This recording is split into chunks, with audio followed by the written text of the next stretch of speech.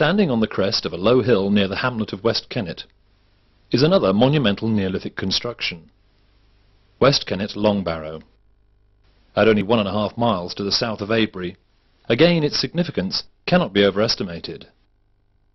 The barrow has been accurately described as one of the largest and best preserved Neolithic burial chambers in Britain. But that statement does little justice to the full picture. West Kennet is, in fact, the second largest barrow in Britain, being outdone in overall size by the nearby East Kennet Barrow. But as you can see, the East Kennet Barrow lacks the incredible state of preservation of its marginally smaller brother. West Kennet is in superb condition for its age and makes a great impact on everyone that visits it.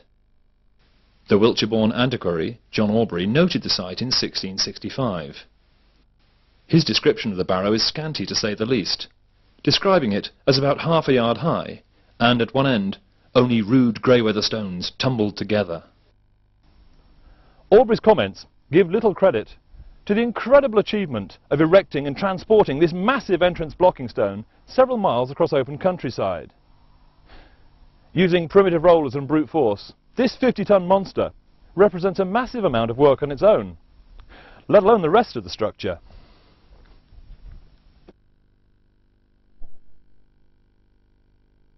West Kennet Long Barrow is best described as a combination barrow, being stone-chambered only for its first 12 metres or so, then the remainder of its length being an earthen mound.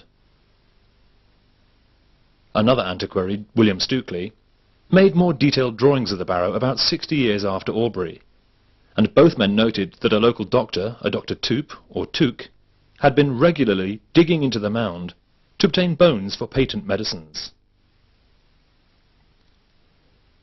It's possible that the earthen portion of the barrow was divided up in a similar manner to the chambered part, but using wooden hurdles as partitions rather than huge sarsen stones.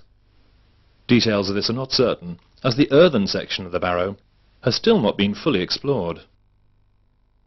The chalk and earth, which make up the bulk of the barrow, was dug from 2 parallel ditches, about 10 metres from the mound. In 1859, Dr. Thurman revealed the central corridor and large end chamber, but it wasn't until 1955 that the 4 smaller side chambers came to light. Each of these side chambers was complete with its own blocking stone.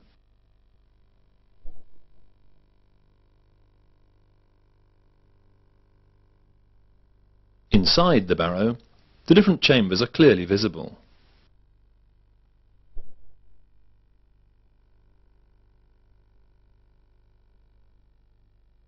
And at the end of the corridor lies the large end chamber.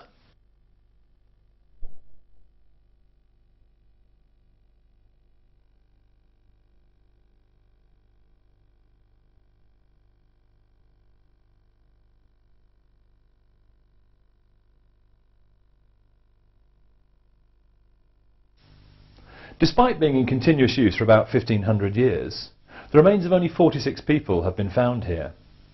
Some of them were placed quite carefully in groups, but others were strewn about in a quite haphazard manner. Analysis of the remains has shown that with the exception of one skeleton, none of the remains are intact. It would seem that stress was placed on the burial of long bones or skulls, rather than complete skeletons. In addition to human remains, the barrow contained fragments of over 250 different vessels, which helped identify the time span that the tomb was in use. Despite the best efforts of the good Dr. Took, archaeologists discovered that the remains in the 4 side chambers had been undisturbed since their interment some 4,000 years ago. So their very incompleteness poses many questions.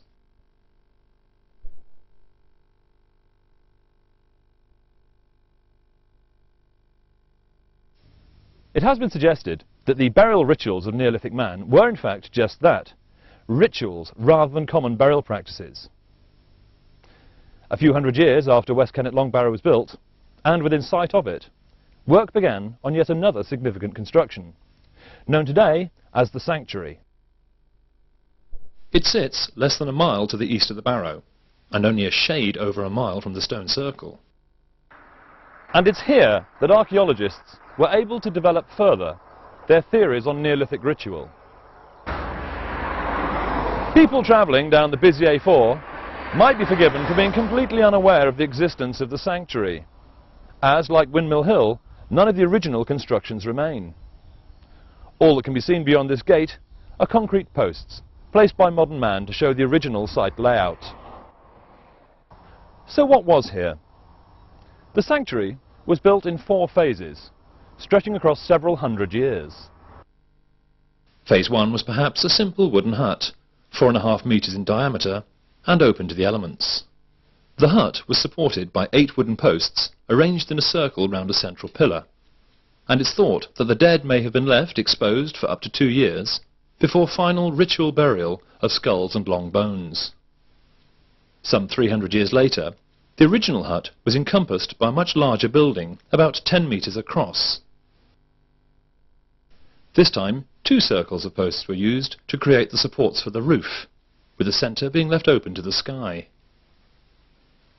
The third and final building, built about 200 years after that, would have been the most impressive, being some 20 metres in diameter. This time, 3 circles of posts were needed. 4 particularly large posts were probably used to form an impressive entrance to this more elaborate building. The final stage, 200 years on, was to incorporate standing stones actually inside the main structure. And a further circle of stones surrounded the whole monument. Sadly, this vitally important piece of Neolithic history was completely destroyed by a local builder in 1724.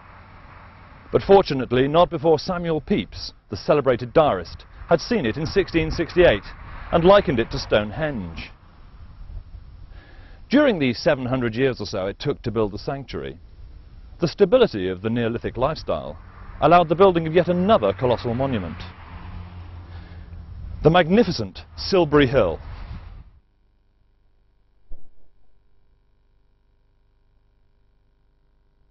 Under a mile to the south of Avebury, Silbury is the closest monument to the stone circle.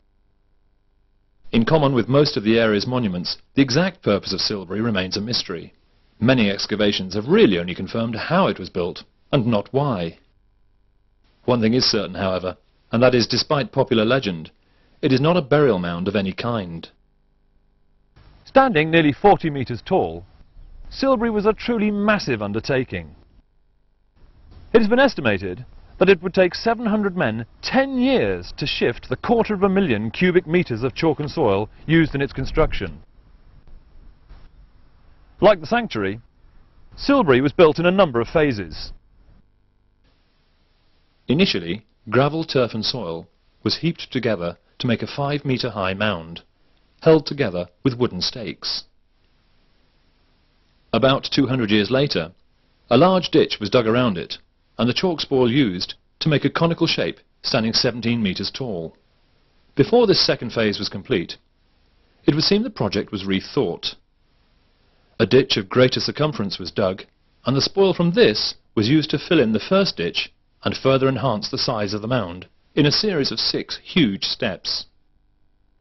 This stepped construction can clearly be seen in another Neolithic mound, Silbury's smaller brother, the close-by Merlin's Mount. The larger chalk blocks excavated were used to build retaining walls on each step at an angle of 60 degrees, giving great stability to the structure. The steps were then filled with silt and then turfed. The hill is a perfectly symmetrical truncated cone, with the top being deliberately left flat, possibly for some form of ceremonial use. Despite its prehistoric origins, fairs were held at Silbury every Palm Sunday right up to the end of the 19th century, drawing hundreds of people from the nearby villages.